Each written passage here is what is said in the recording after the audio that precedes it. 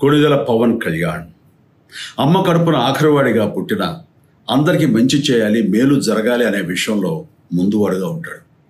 తన గురించి కంటే జనం గురించి ఎక్కువగా ఆలోచించే మనస్తత్వం నా తమ్ముడు కళ్యాణ్ బాబుది.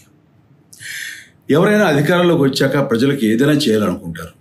కానీ కళ్యాణ్ తన సొంత సంపాదనని కౌలు రైతులు కన్నీళ్లు తుడిచేందుకు ఖర్చు పెట్టడం, సరిహద్దు దగ్గర ప్రాణాలొడ్డి పోరాడే జవాన్ కోసం పెద్ద మొత్తం అందివ్వటం, అలాగే మత్స్యకారులు ఇంకా ఎందరికో తాను చేసిన సహాయం చూస్తుంటే ఇలాంటి నాయకుడు కదా జనానికి కావాల్సింది అనిపిస్తుంది. ఒక రకంగా చెప్పాలంటే సినిమాలోకి తను బలవంతంగా వచ్చాడు, రాజకీయాల్లో మాత్రం ఇష్టంతోనే వచ్చాడు. ఏ తల్లికైనా తన కొడుకు కష్టపడుతుంటే గుండె తరుక్కుపోతుంది. అలాగే ఏ అన్నకైనా తన తమ్ముడు అనవసరంగా మాటలు పడుతుంటే బాధ వేస్తుంది. అలా బాధపడుతున్న నా తల్లికి ఈ అన్నయ్యగా ఒక మాట చెప్పాను. నీ కొడుకు ఎంతోమంది తల్లుల కోసం, వాళ్ళ బిడ్డల భవిష్యత్తు కోసం చేసే యుద్ధం అమ్మా ఇది. మన బాధ కంటే అది ఎంతో గొప్పది అన్నాను.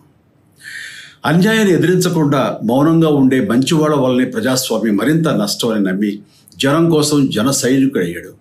తాను బలంగా నమ్మిన సిద్ధాంతం కోసం తన జీవితం రాజకీయాల్లోకి అంకితం చేసిన శక్తిశాలి పవన్ కళ్యాణ్. ప్రజల కోసం, రాష్ట్ర భవిష్యత్తు కోసం ఆ శక్తిని వినియోగించాలి అంటే చట్టసభలో అతని గొంతు మనం వినాలి. జనమే జయను నమ్మే జనసేనాని ఏమి చేయగలడో చూడాలంటే మీరు పిఠాపురం ప్రజలు కళ్యాణ్ని గెలిపించాలి.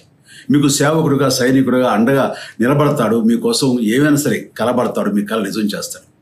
పిఠాపురం వాస్తవ్యులకు మీ చిరంజీవి విన్నపం, గాజు గ్లాసు గుర్తుకి మీ ఓటు వేసి పవన్ కళ్యాణ్ని గెలిపించండి.